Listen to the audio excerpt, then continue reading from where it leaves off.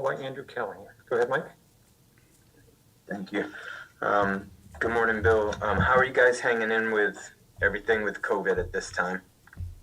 Good. Yeah, we're hanging in there. We're good.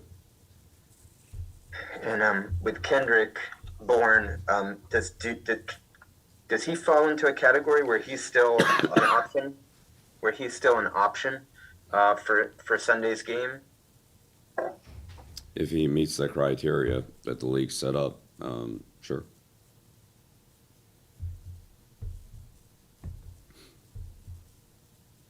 Next question, Andrew Callahan, followed by Chris Ryan. Hey, good morning, Bill. Andrew. Wanted to ask you just about Trey Nixon's development in the practice squad. Might be hard to track week to week, but generally where you've seen him come from, basically the summer until where he is now.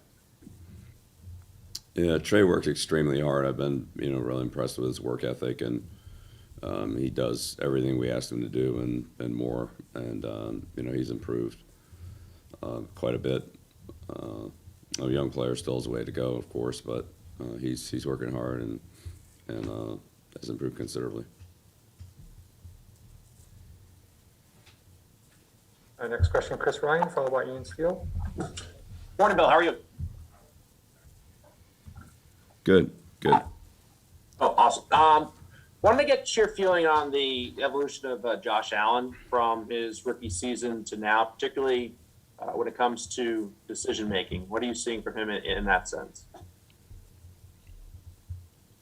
Right, Chris, I think we talked about this the last time about how much he's improved, and that's borne out in the numbers and watching him play as well, percentage of completions and production and so forth. So, he's really hard to stop. He does a good job at everything, and he's continued to grow as a player. And I think you see his leadership, his toughness, his physical ability, all that on a very consistent basis. I mean, he's the guy that makes them go, and he's become one of the top quarterbacks in the league.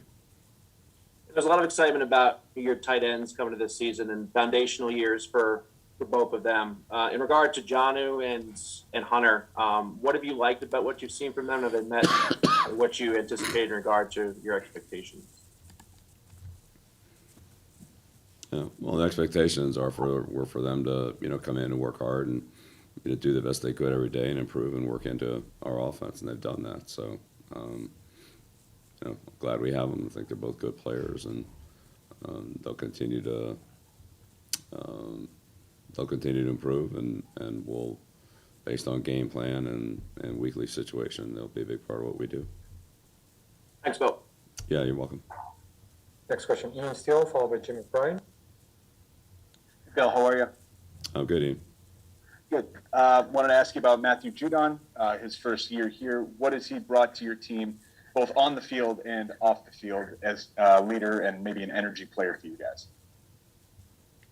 Yeah, well, Matt's a good player and does a lot of things well. He's added a lot to our team and our defense. I think he's shown the good ability to play the run, hold up on the line of scrimmage, rush the passer, pursue, effort. Does a good job for us on punt return. It's all the situations he's on the field for. It's good to have him out there. He's a good player. Next question, Jim McBride, followed by Phil Perry. Good morning, Coach. Wanted to ask you about Dawson Knox and just what you've seen from his progress. He seems like a pretty complete tight end. Yeah, well, Knox has been targeted quite a bit more in the last 3 or 4 weeks, and on all downs, not just any particular situation, but he's shown up with been productive in early downs, third down, red area. So, he's a guy we're definitely have to keep an eye on. We've, had tough matchups against him before, going back to, 19. And, he's a good athlete. He catches the ball well. He's got good length and quickness, and he's a hard guy to cover. And he's really the point of attack guy for him in the running game. So, he's been a solid player for him. Next question, Phil Perry, followed by Bob Sosi. Hey, Bill, wanted to ask you about Gabriel Davis. What does he give to their offense? And it looks like he plays a little bit in the slot, but he's much different frame, different size player than Beasley. So how that might change their offense if you see him inside as opposed to Beasley. Sure. Yeah, his skills are quite a bit different than Beasley's, but he does play in there, as you mentioned, and as Cole did.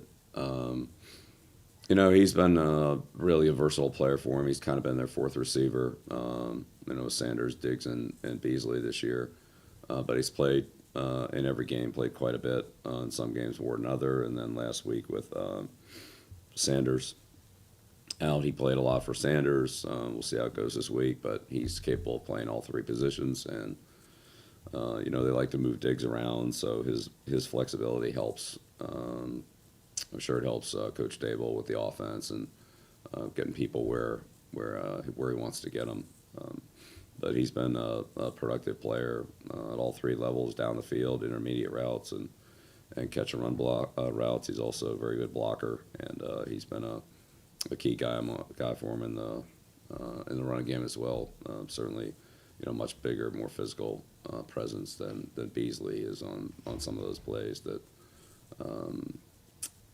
where they involve him in the running game. So, yeah, he's a really good player for him. That they have a role for. His role, may expand this week. Wouldn't surprise me if it did, but we'll see. And he's done a good job for him. Thanks.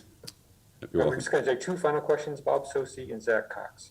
Good morning, Bill. Just want to ask you about a few Bills defensive players that we didn't see a few weeks ago, including A.J. Klein, F.A. Obata, who had a couple of sacks against Carolina, and then Vernon Butler, who we've seen in the past as well. But those three guys, particularly up front, with the two tackles, Butler and Obata, what do you see from them, and how do they change the Bills' defense, if at all? Well, Butler's a big guy. Strong, big, strong player. Big physical presence in the running game. So he's hard to block, hard to move. Obata's had some good pass rushes last week against Carolina. Quick off the ball, plays a good pad level, and is an active, athletic player that can definitely cause some disruptive plays.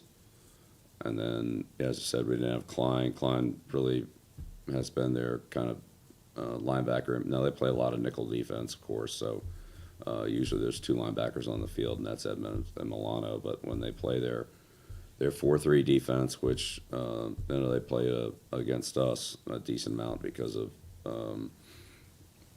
the way we played the game, then I think that probably would have been Klein as the third linebacker. He wasn't there, so. But I think getting him back, he adds a lot of experience, and sure helps the communication and depth of the whole linebacker unit. And of course, goes back to in Carolina when he was there with Sean and so forth. So I'm sure there's a lot of confidence in him. Plays in the kicking game, so he's a good player. That sure it helps him to have him back. Great, thank you. And final question, Zach Cox. Hey, Bill, what kind of development have you seen from Christian Wilkerson over the now 2 years or so that he's been here? Yeah, quite a bit. Wilkes really, improved in every area of the game. First of all, his overall just maturity and professionalism. Just the way he prepares, trains, takes care of himself, is ready to go every day. He's very dependable. When he walks in the building, you know what you're going to get from him. And, as a receiver and a blocker, he's improved in his route running, his blocking, his, all the things that go into being a receiver, catching the ball. He's consistently, shows up in practice, guy we have trouble covering. And, generally, depending on who we play, but generally speaking, he would play the other team's best receiver and gets a lot of opportunities, and gives us a good look on that, and gives him an opportunity to show up on plays that the other team's player is heavily targeted on, and then he has been a productive player in the kicking game for us as well, in practice. So it's obviously different in the games, but a bigger receiver that can run, that has some playing strength. So he continues to improve and grow, and as long as he keeps working hard, and earlier we talked about Trey Nixon, but both those guys come in, they're ready to go, they work hard every day, they've gotten better. So that's it's always an encouraging sign. We'll see where that goes, but they're trending in the right direction. Great, thank you. Thank you, Coach. Thanks, everyone. Practice will be at 12:15. We'll meet you guys out there. And there's an opponent we're all up against, COVID-19. But there's a way to beat it. Get vaccinated. So when it's your turn, roll up your sleeves. And let's get to the finish line together.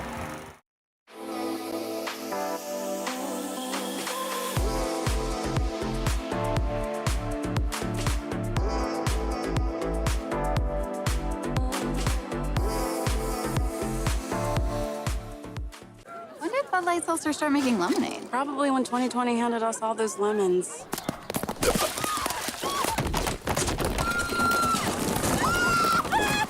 New Bud Light Seltzer Lemonade, packed with lemonade flavor after a lemon of a year.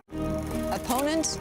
I've gone up against thousands. And there's an opponent we're all up against, COVID-19. But there's a way to beat it. Get vaccinated. So when it's your turn, roll up your sleeves. And let's get to the finish line together.